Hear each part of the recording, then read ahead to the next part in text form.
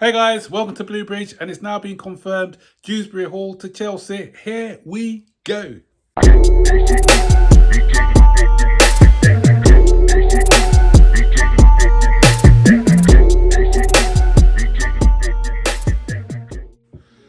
So, Dewsbury-Hall, that happened quickly. You know, it's just Thursday or Friday.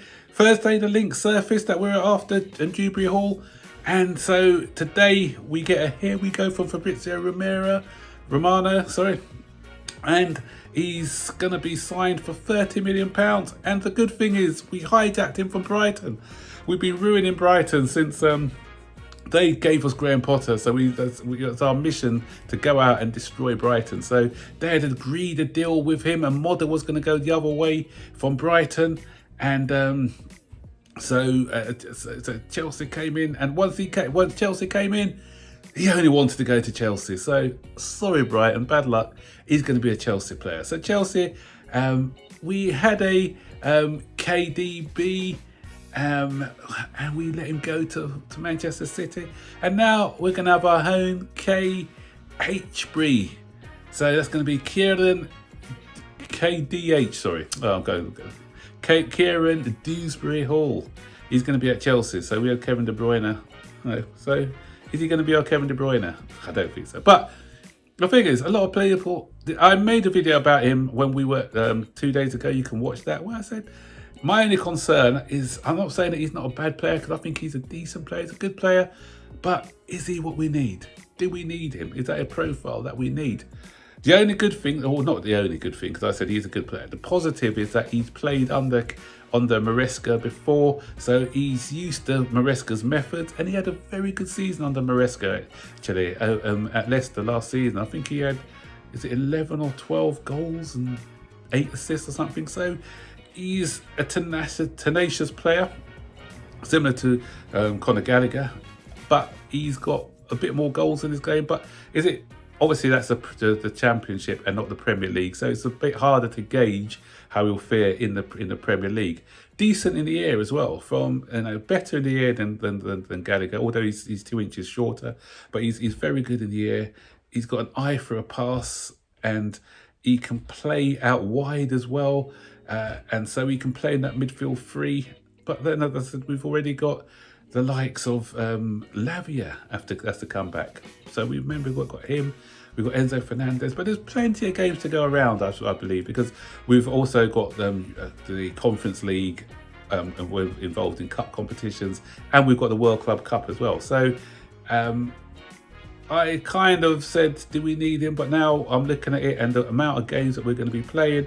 And the thing is, the fact that Lavia hasn't had a full season, is he going to break down again? But the only good thing about the good thing about Gallagher, who we may be going, is that he hardly ever gets injured. Dewsbury-Hall doesn't have a bad injury record, to be fair. But so if we're going to be getting rid of Gallagher, then let's hope that Dewsbury-Hall and others can stay fit for us.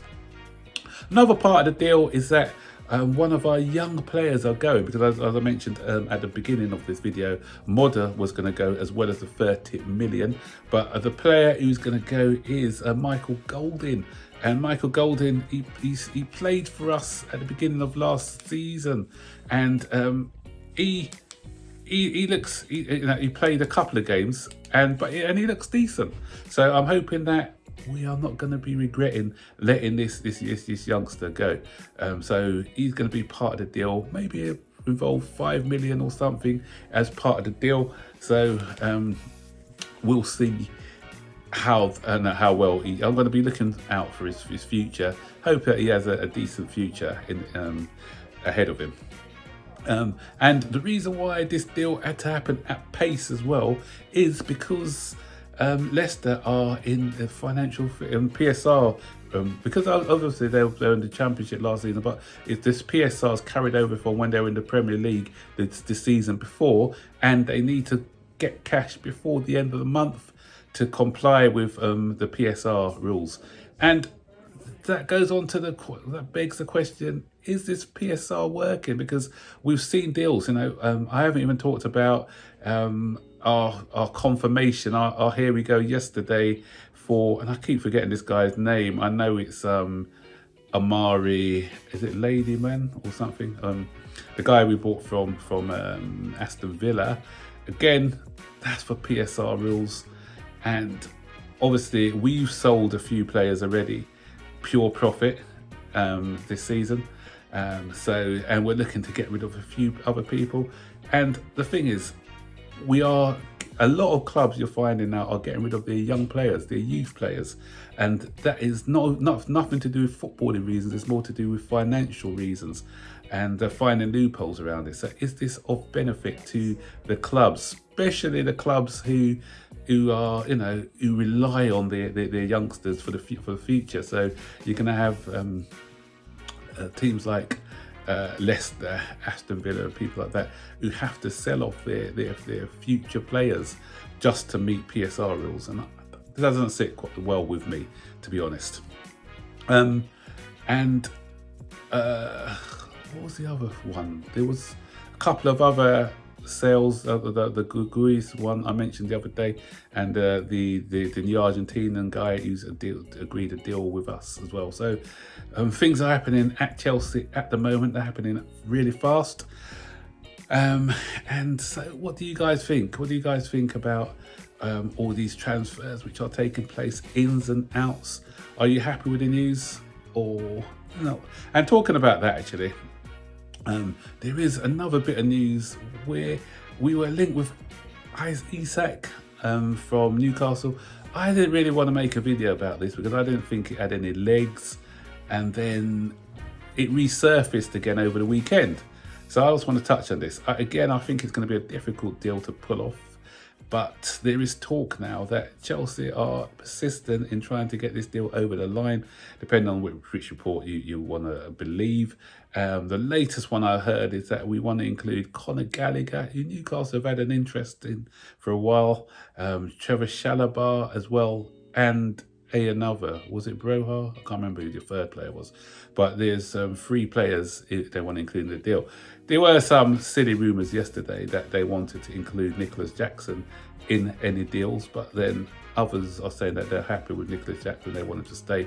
But you are going to have many rumours coming out in the future. So my question to you is, do you want Isak? If you do, who would you be prepared to let go of Jackson, for instance, for him? Or would you be prepared to let go of Gallagher and Chalobah if it meant getting Isak in? Again, stick your comments in the section below. So that's all the transfer news out of the way. A lot going on at the moment at Chelsea. So let's see if these players can hit the ground running. That's what I was saying. You might see my mind going around because there was something that I wanted to say and I totally forgot while making the video, but I remember it now. And the point that I want to make is that a lot of people are saying that Maresco is not going to have a say in Chelsea transfers. The fact that we're getting in Dewsbury-Hall, that means that he does have an input in transfers. He's not just a yes man like some people have muted earlier when we first got him. He has got a say in the sort of players or profiles that he wants. And the fact that they're getting Dewsbury-Hall means that they're backing the manager and backing his style as well. So let's see if he's here for the long run or not. So we'll see. Anyway, guys, don't forget, like, subscribe, turn on post notifications so you'll be notified every time I make a new video. So enjoy the rest of your weekend. Take care. Bye-bye.